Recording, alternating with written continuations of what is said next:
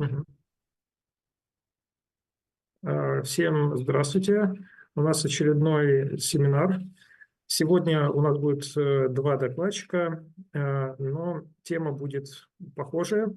Мы будем говорить про методы планирования для всей системы целиком, то есть whole-body планирования, а также подробно рассмотрим один подход для решения задач управления системой целиком. Управление будет получаемое. Значит,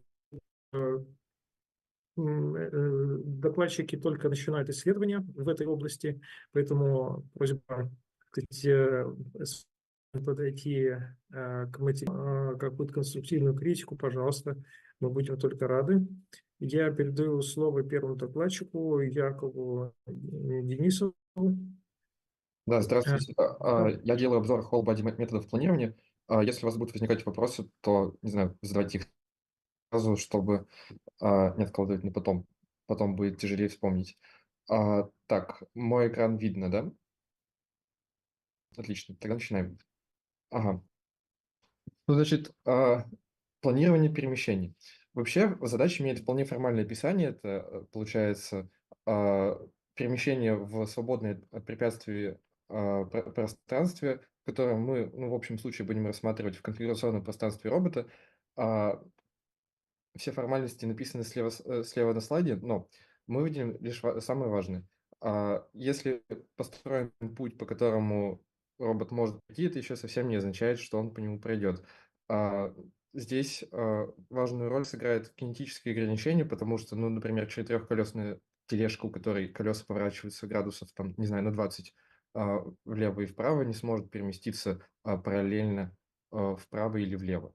Так что среди просто построенных путей, ведущих от значит, изначальной точки в конечную, мы будем выделять feasible path, валидные пути, и среди них мы также будем выделять оптимальные пути, которые будут удовлетворять нашим ограничениям на скорость, на максимальные, не знаю, коэффициенты трения и чисто физические ограничения робота.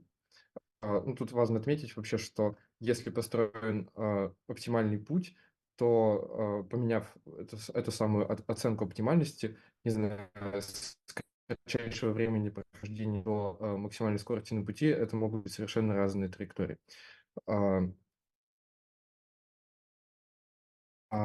Так, сама же задача построения оптимального пути имеет вполне формальное описание в виде такой системы 1 и решается стандартными MPC-пакетами.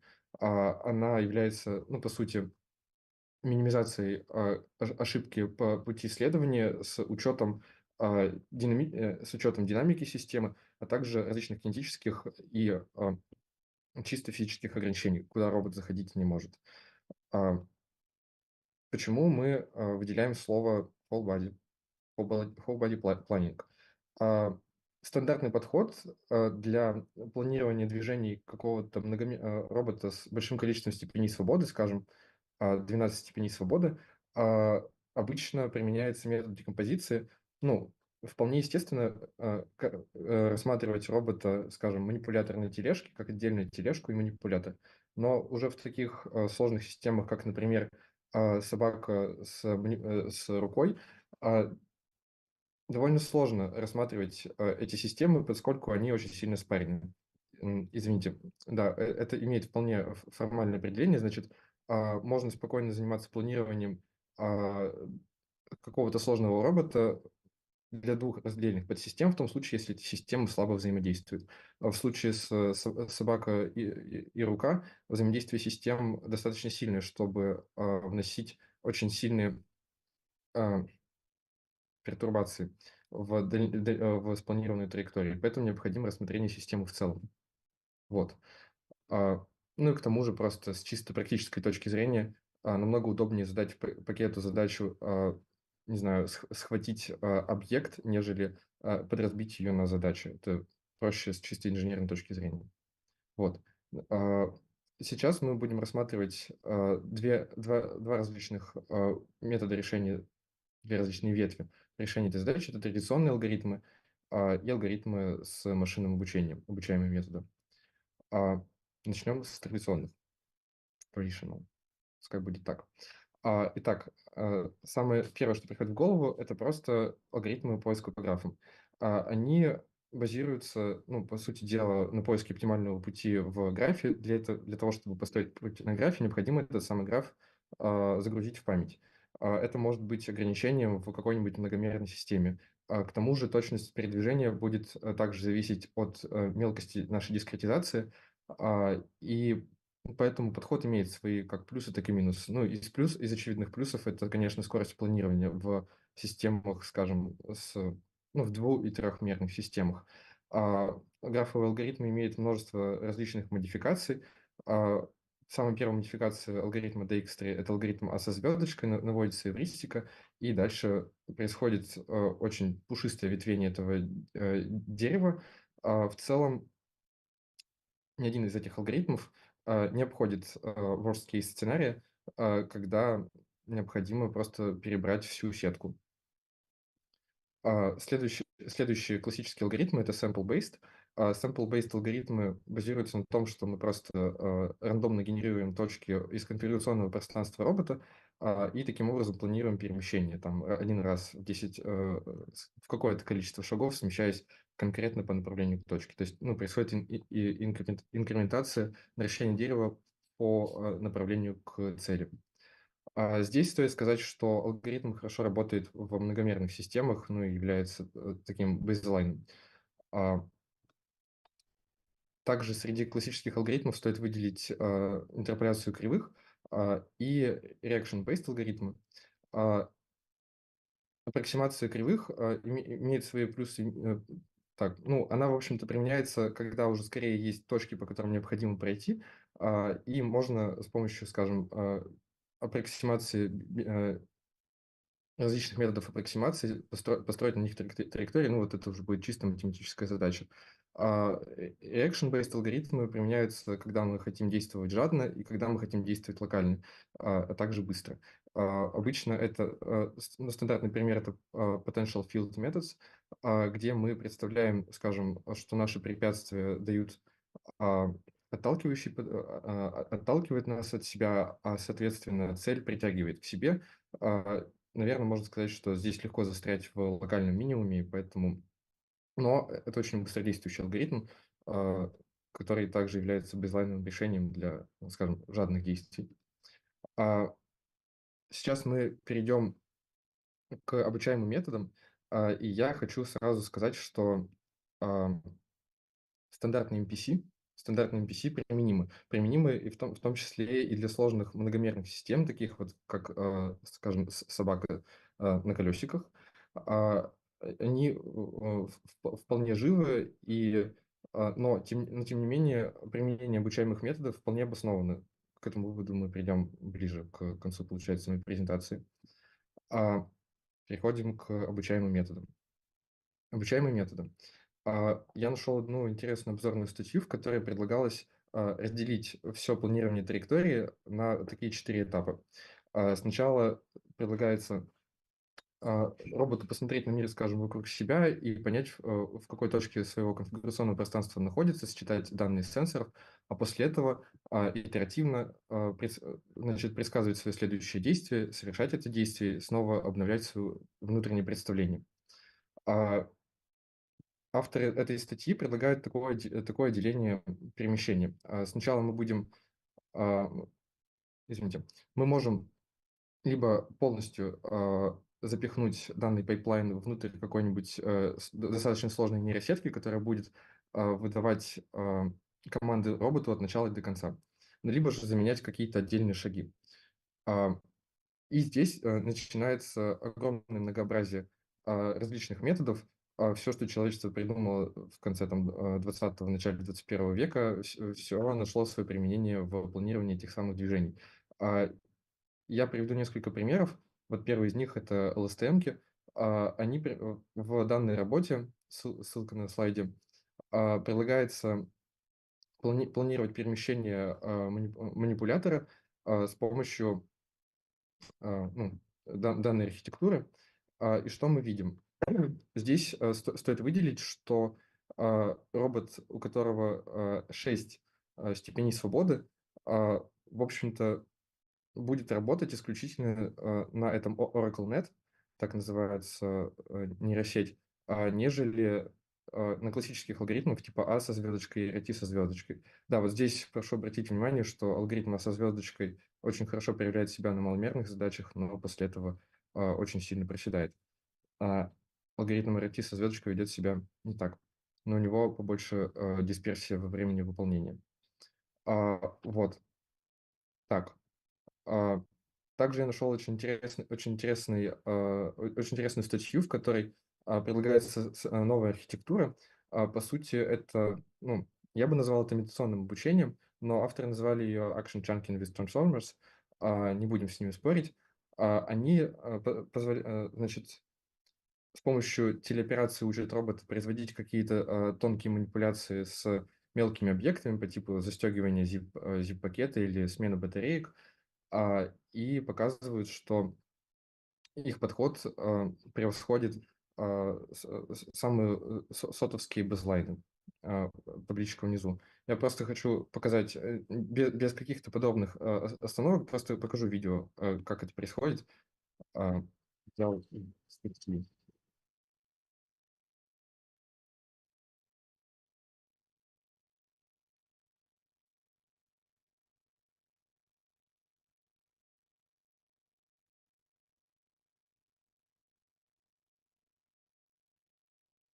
Вот, было видно видео, да, все хорошо. Наверное, Да, да, да, все хорошо.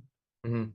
Вот, значит, для того, чтобы выучить данные довольно сложные задачи, роботу хватало 50 демонстраций, что, по сути, эквивалентно, там, не знаю, 10 минутам записи телеопераций, что довольно удивительно. Вот, так, ну, помимо LSTM и трансформеров были применены, по сути дела, ну, вот, как я уже сказал, вообще все, что только можно себе вообразить. Статья Neural RT, которая показывает, что можно заниматься планированием с помощью сверточных нейросетей. По сути, они сделали сэмплирование точки на карте в алгоритме RFT с новой эвристикой, которая представляется сверточной нейросеткой. И также вот на слайде внизу видны результаты их работы, где также показано, что время выполнения сильно сокращено. А, Я должен сказать, что, в общем-то, RT со звездочкой – это алгоритм, который обладает синтетической сходимостью к оптимальному пути, но в многомерных задачах для того, чтобы получить точность эпсилон, необходимо совершить O большое от 1 поделить на эпсилон в степени размерность.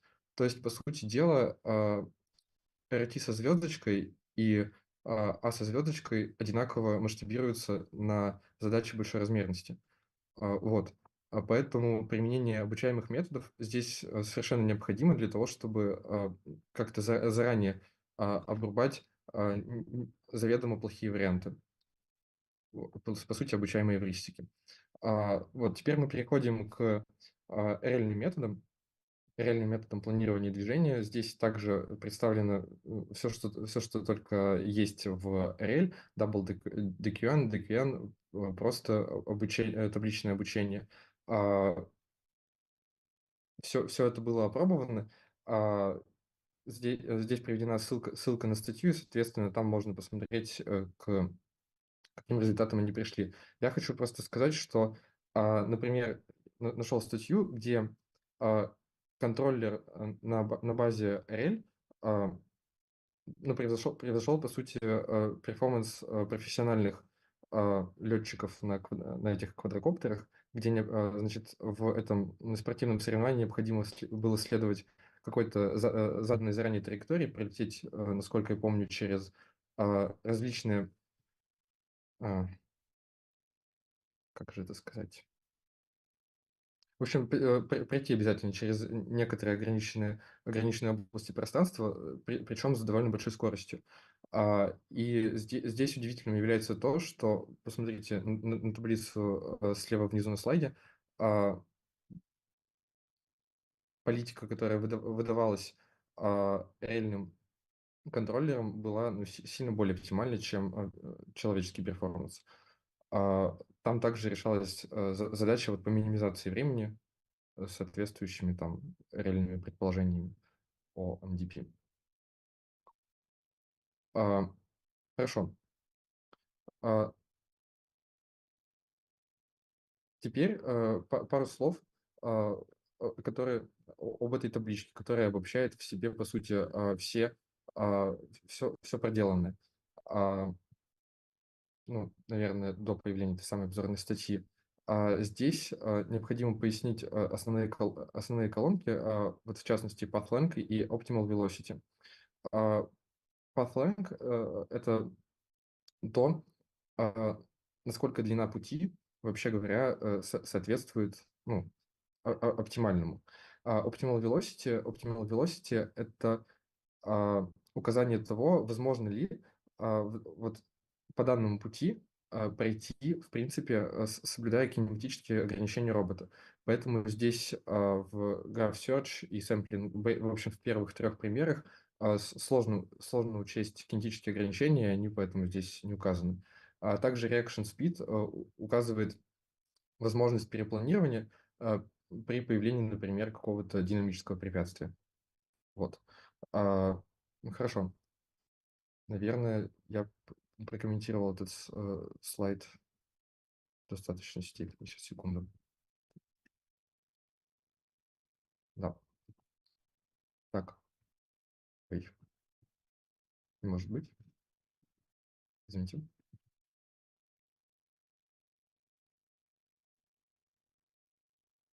У меня все зависло.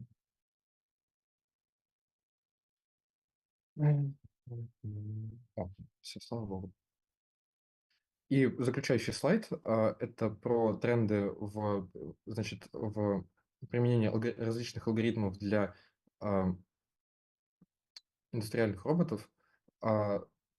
Хочется заметить, что с 2015 года вклад sample-based методов увеличился и существенно возросло количество, то есть использование learning by demonstrations, что тоже нельзя не заметить. Мы видели удивительный результат, полученный на роботе Aloha, где на буквально 50 демонстрациях робот был обучен выполнять довольно сложные манипуляционные задачи.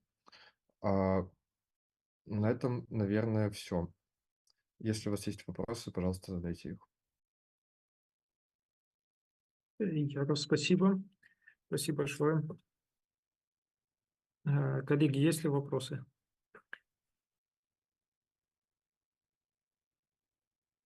Может быть, вопросы есть в канале YouTube?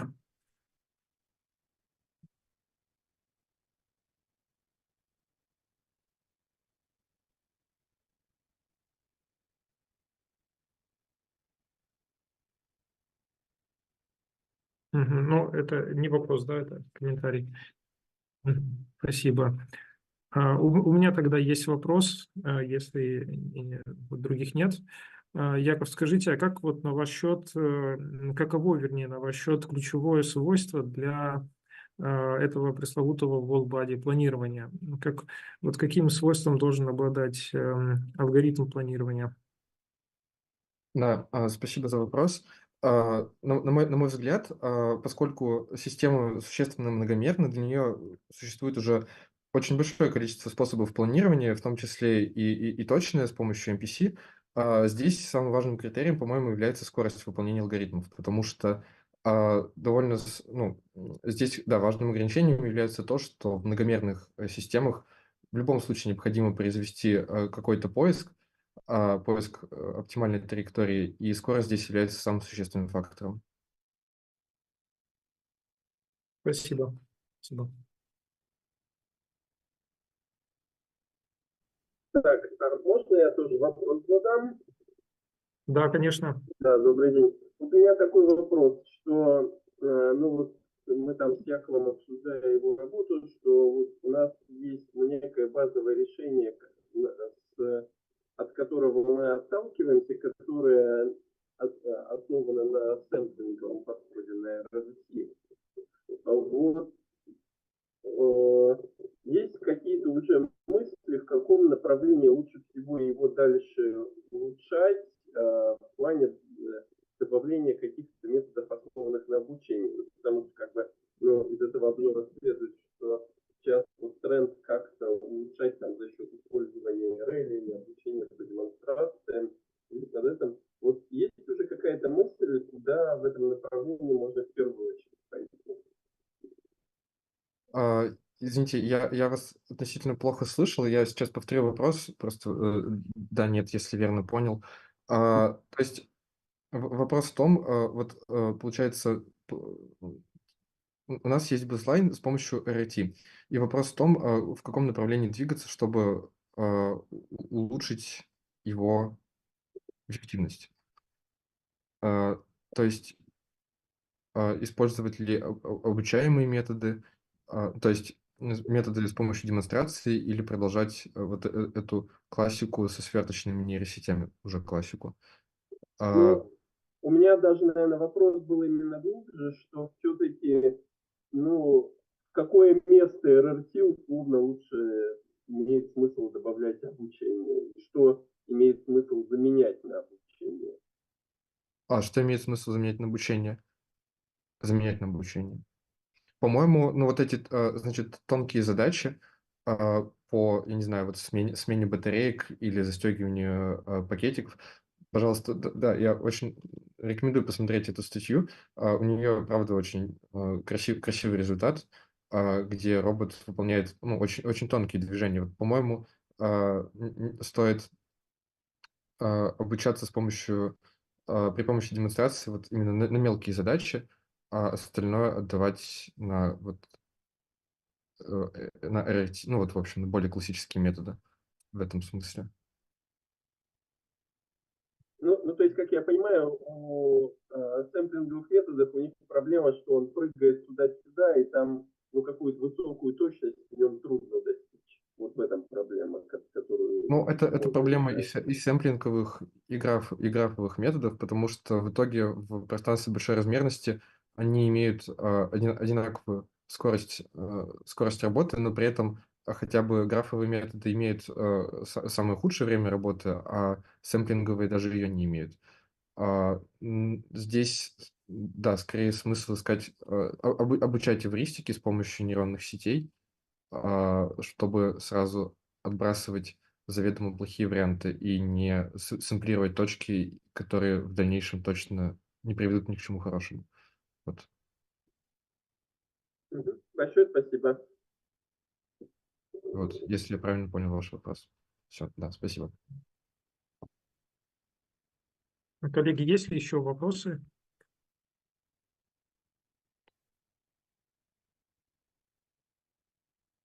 Я так понял, что вопросов нет. Тогда давайте мы будем двигаться дальше и перейдем ко второму докладчику. Да, спасибо. Всех Да, спасибо. спасибо. Тогда я отключаюсь. Спасибо вам за доклад. Второй докладчик у нас Aditya. Он постарается говорить по-русски, но, возможно, будет переходить на английский. Прошу к этому тоже отнестись с пониманием. Вот. Aditya, вам слово. Здравствуйте, меня зовут Aditya, and today I'll be presenting my presentation on Temporal Difference Learning for Model Predictive Control. It is a paper by the researchers of UC San Diego, and this is basically the overview of what we'll go through. We'll have a small introduction about the topic. We'll discuss model predictive control. We'll discuss how to implement TD learning for MPC, and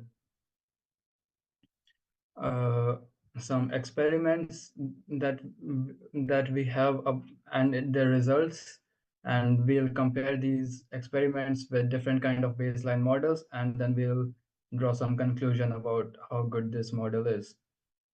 So, introduction. So basically, TD learning it focuses on enhancing model predictive control, MPC, with some temporal difference learning to improve the sample efficiency and performance in continuous control tasks.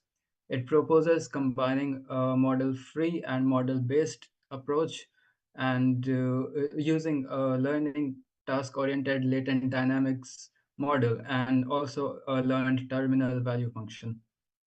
And why do we even need this? It's because there are some other models like using only model-free or model-based algorithm have their own limitations. For example, model-free approaches often require a large amount of data to learn the effective policies, making them very inefficient.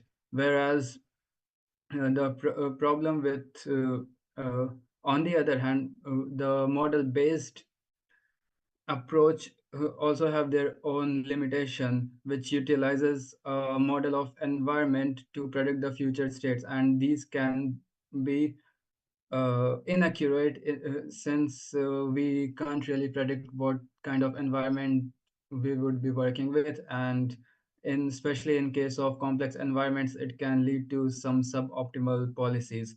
So combining both approaches, as in TDMPC, leverages the strengths of each and efficiency and generalization of model-based methods with the robustness and flexibility of model-free learning. So let's see how the model predictive control works with TDMPC. Basically, we are using MDP, which is it is a type of RL-based MPC algorithm, and here we are leveraging the model predictive path integral control plan for control planning.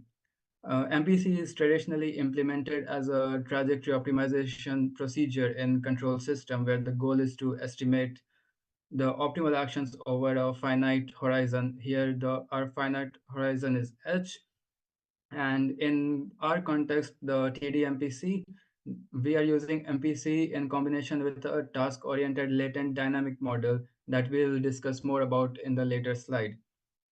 And this combination allows us for optimizing the local trajectories over a short horizon while estimating long-term returns to improve overall decision-making and efficiency. Specifically, the MPPI method is adapted to iteratively update parameters for a family of distributions using an importance-weighted average of the top k estimated trajectories. So how is this algorithm working mathematically? So the formulation of MPC in the context of our work involves some of the following steps. First of all, it has an objective. The primary goal is to maximize. As we can say, we are using the argmax function to maximize the sum of discounted reward over a finite horizon, which is H. And here, we are using expected value of the total cumulated reward over the horizon from I equals to T to H. Here, the gamma function is representing the discount factor, which is raised to the power of the step index. This means that for the closer iterations, the reward would be much higher as compared to the later iterations. And we are using a reward function R, which takes in two inputs, S, which is the state, and A is the action at any ith step. And we are trying to maximize the expected value of this sum. So next, we'll discuss about how this MPC problem is actually working. So as I said earlier, TD-MPC adapts MPPI for planning by updating parameters of a family of distributions based on the expected return of the sample trajectories, and thereby incorporating some temporal difference learning to improve the efficiency of MPC in an online reinforcement learning setting. And by operating within the MDP framework, it takes advantage of the structured approach of decision making that MDPs provide, including some optimization policies based on the estimates of the future rewards as well as states. The structure combined with the temporal difference learning mechanism allows TDMPC to dynamically adjust the policies, which is very important if we are working in a dynamic, complex, continuous environment. And the long-term expectations too. So fostering a more robust and efficient control strategy in a more complex environment. So next, we'll discuss how the TD learning for MPC itself works. So here we have observation, and this represents the state information or sensory input the agent receives from its environment, and such as, for example, the position of the joints in some humanoid robot or its starting position for decision making. And then the agent uses a learned model to predict the sequence of latent states from the initial Z0 to the horizon state ZH.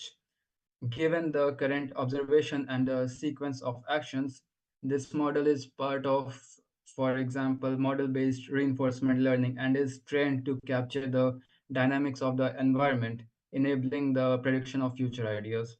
Next, we have the TDMPC component. This is basically the main part of the algorithm that integrates the model-based and model-free components. The model-based component predicts the short-term outcome to optimize immediate decisions, such as in this example, it can be controlling the joint movements in a humanoid. And the model-free component, represented by the value function, estimates the long outcomes to make decisions maximize overall reward over the time of the working, like choosing the trajectory of the humanoid.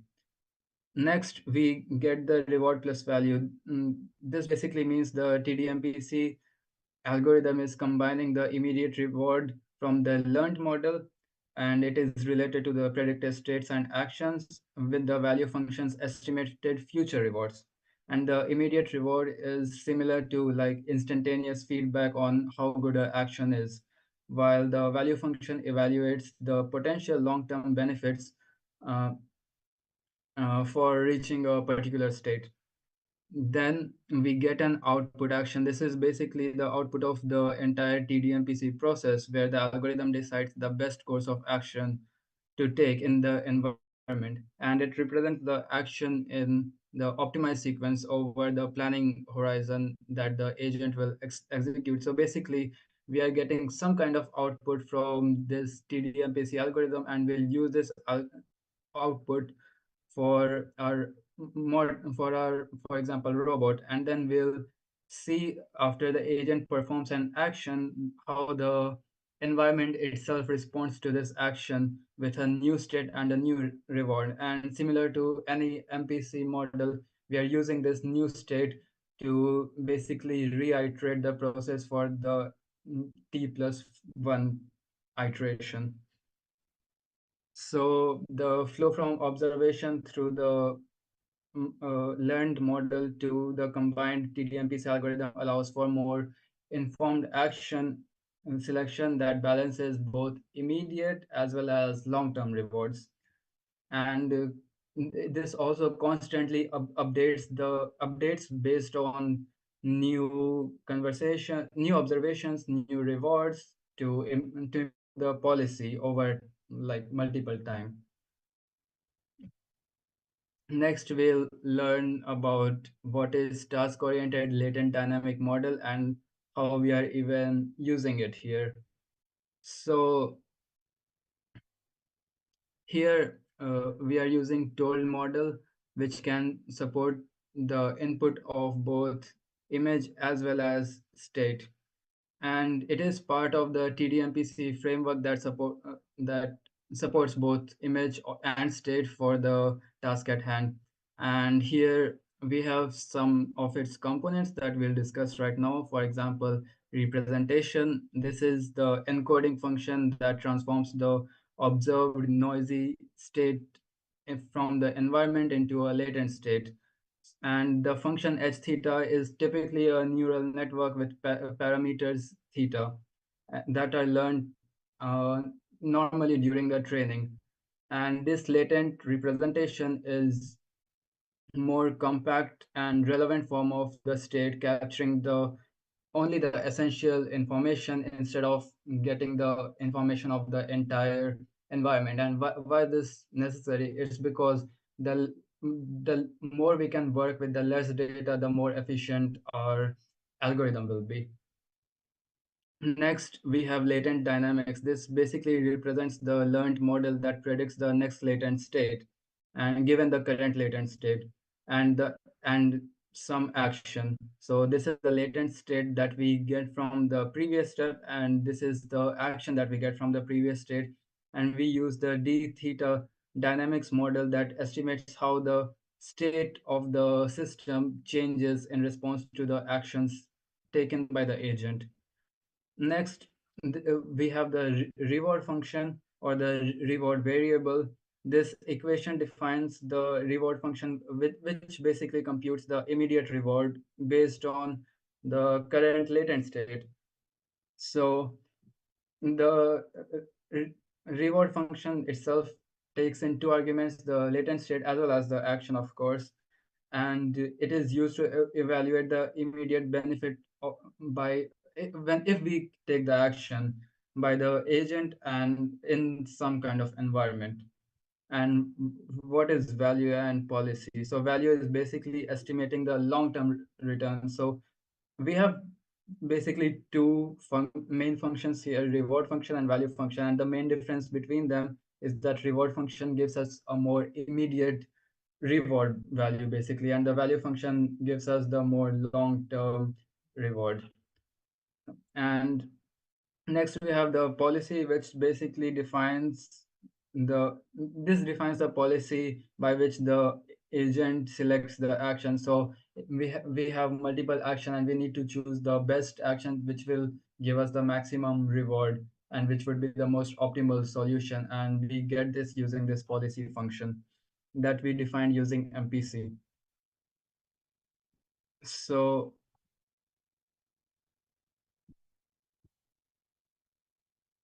next, let's talk more about the functions themselves, I guess. So h theta here is normally a neural network model used for representation in the task-oriented latent dynamics model, and it varies depending on the input type. Because TDMPC itself supports both image as well as state input. So in this case, we can't just use only one neural network model for the optimal solution. I mean, we could, but it wouldn't be very efficient. So that's why we are using two different neural networks. Basically, for state-based, the most optimal option would be MLP, which is multi-layer perceptron, and for the image-based, it is a convolution neural network, which is basically here in our case, it's a 4-layer CNN with multiple kernel size that we can discuss if necessary. And next, let's look at the picture and how it relates to our model itself. So basically at T0, the observation S0 is encoded by online network H theta to produce some latent representation Z0. And this encoding basically converts the raw input like image or state vector into a form suitable for the model to make the prediction. And at subsequent time steps, for example, t equals to 1, t equals to 2, or t equals to n, it represents the target network, which is a slightly, I guess, older version of H theta network. And these are basically the target network's parameters are basically a slow moving average of the online network's parameter. And this approach is very common in reinforcement learning to stabilize training by providing consistent target for uh, online network to learn from. And this is only used when the model is being trained, not while the model is like working properly. Next, at each time step, the latent state is used to basically predict the next latent state and the immediate reward and the long-term value, and also the action. And and the prediction process happens like recurrently moving from one time step to the next using the target network as a stable reference during training, of course. And the use of h theta minus, which is the target network, is specifically during the training suggests that it's part of a technique like temporal difference learning or use of target network in some deep Q networks, for example, which are known as DQN commonly. And it provides a more stable target for updates of the h theta by reducing the correlation between the current parameters and the target values. This stabilizes the learning process and often leads to much better performance and also convergence of model, for example. So overall, h theta is responsible for the real-time processing of the observation into latent states, while h theta minus is used during training to provide stable targets for learning the temporal difference updates. And for what are the inputs and functions for getting the z0, z1, z2? So at t equals to 0, the input is observation from the environment, and the function h theta, which is the online network, encodes s0 into the initial latent state and outputs us the reward, the value, and the action, and subsequently we use them for getting the next state. So this was basically how the task-oriented latent dynamic model works. Next, we'll look at some experiments and discuss the experiments and the results of those experiments with different baseline models.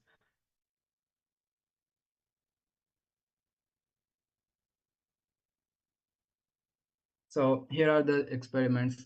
So basically the experiments were performed in DMC control, which is Google's DeepMind control suite. It's basically a virtual environment where we can do some simulations and test some reinforcement learning models. And there are multiple experiments, like 6 complex tasks. I mean, I wouldn't go through all of them. You can read more about them on this link. And we'll just see one simple example of the experiment and compare it with some baseline model and also compare the result. So this is one of the experiment. SAC is basically soft action critic model, and it is one of the baseline models, and TDMPC is our model that we are developing. And we can see for the physics of the dog, TDMPC is performing clearly much better, and also for the humanoid, it's much better than SSC. And there are multiple experiments similar to this which show that TDMPC is really good at adapting to different kind of situation, and it is much better than most of the baseline models. And now let's look at some of the graphical results of this TDMPC. So here are the results, and we have multiple models. Like we have the TDMPC model, we have curl, which is contrastive unsupervised representation of reinforcement learning, which uses contrastive learning to learn the representations. And we have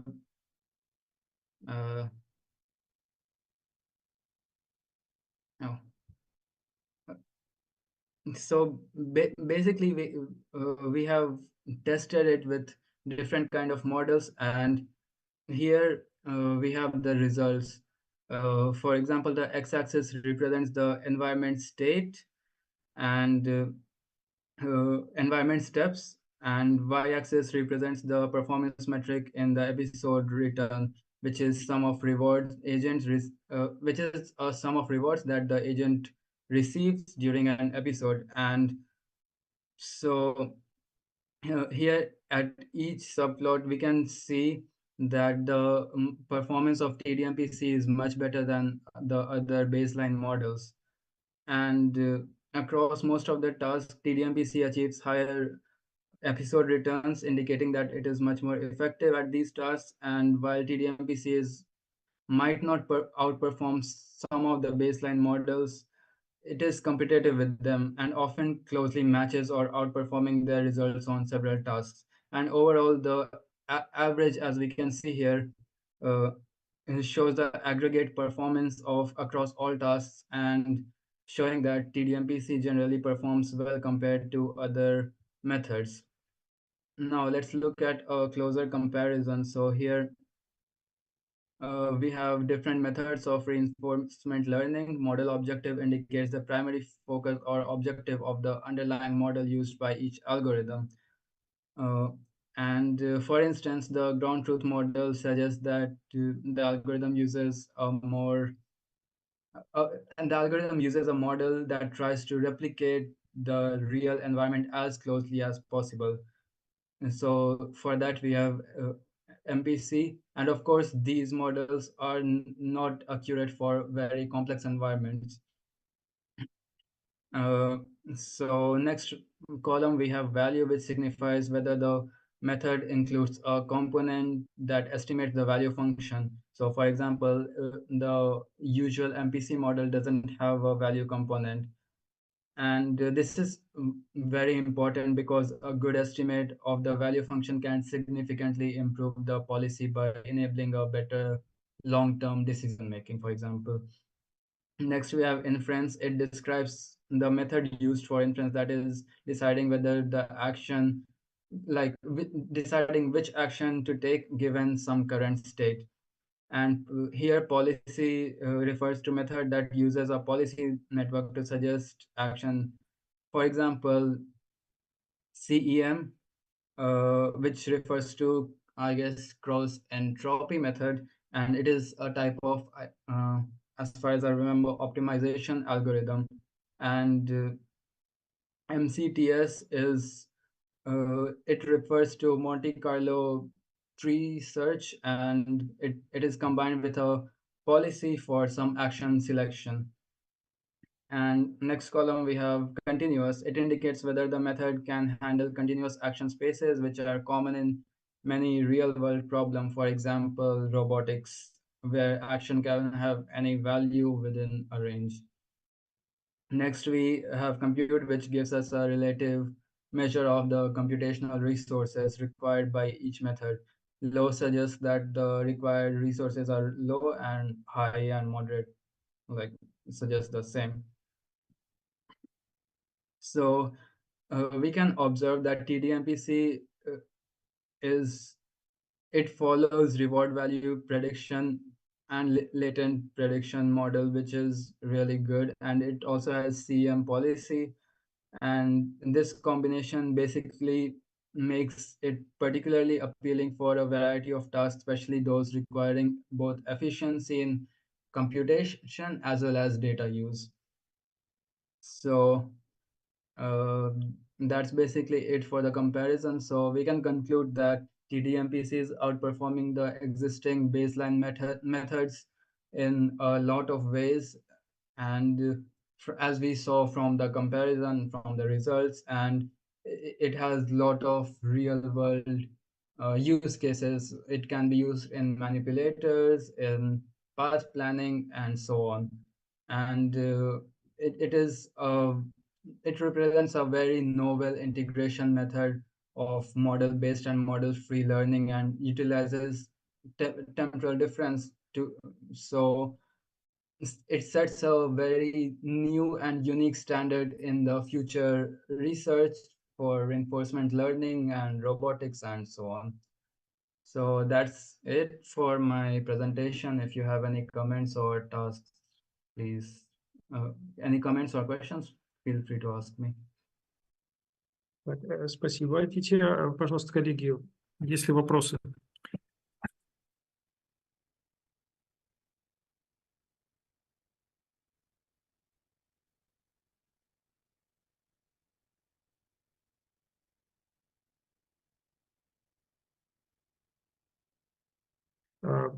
Ну, давайте пока я задам вопрос. Aditya, пожалуйста, скажите, для каких классов задач TD, MPC подходит лучше всего, как вы думаете? So I think TD-MPC can be used for multiple tasks. For example, the researchers themselves used it for path planning, which was one of the main tasks, like one of the main breakthrough that it's making, because it can involve both obstacle avoidance as well as making it more making the MPC algorithm more adaptive to different kind of environments. And this is very good because in this case we won't have to make separate algorithms for obstacle avoidance, for making, for example, a UGV run on different kind of terrains and all that. Спасибо. И вот еще второй у меня вопрос. Известно ли вам про успешное применение этого подхода на реальных роботах? So as far as I know, I didn't see any real applications, like real implementations of this experiment anywhere, but they have experimented it a lot in the simulation environments, for example, DMC, and it has very good results. And I think it is actually, like, of course it is possible to implement it on real robots, and I'm pretty sure it would have better performance than most of the novel baseline models. Спасибо большое. I have a question. Maybe I missed this part, but what is the reward function for this dog, for example? How much it stands, or what? Can you repeat the question? What is the reward function for this dog, for example? What is the function? Reward function.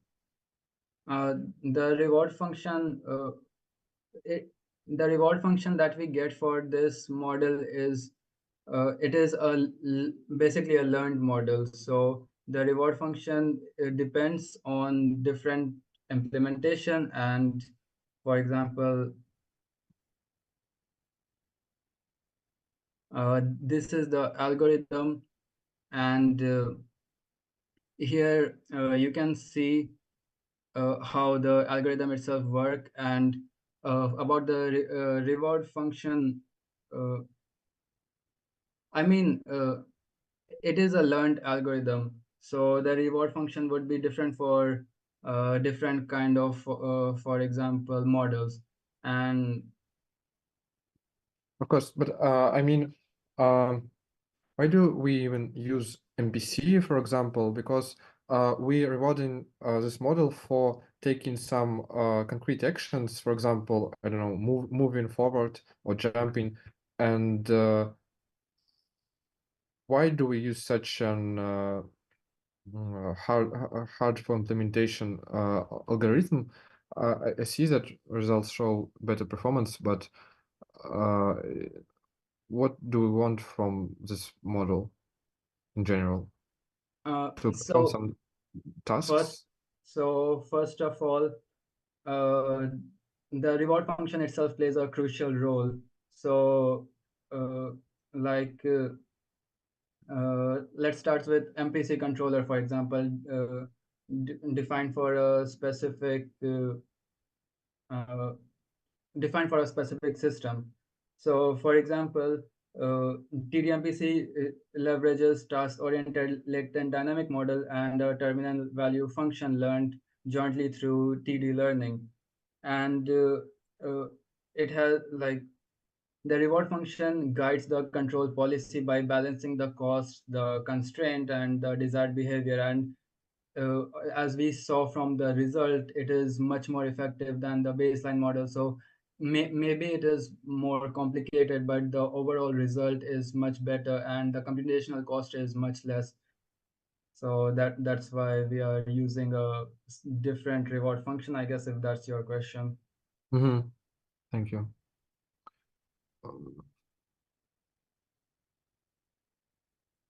I just think that there is a parallel between MPC and the general world models that are using with the same purpose.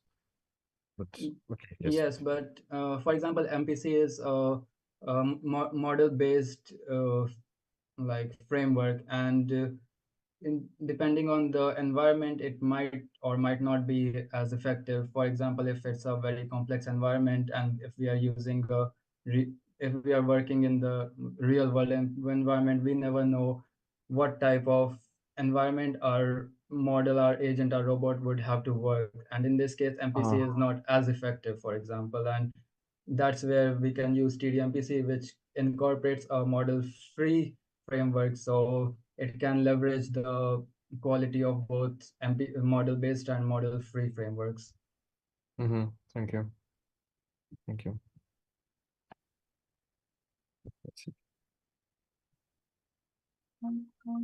Коллеги, есть ли вопрос еще?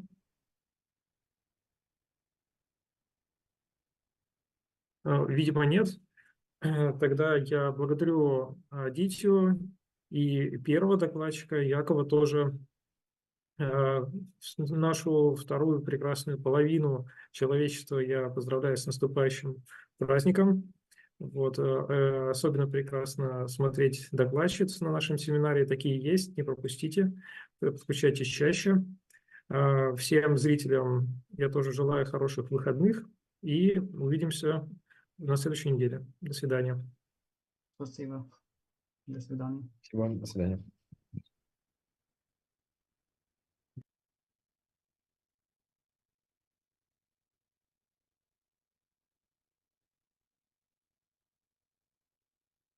Роман, вы здесь? Угу.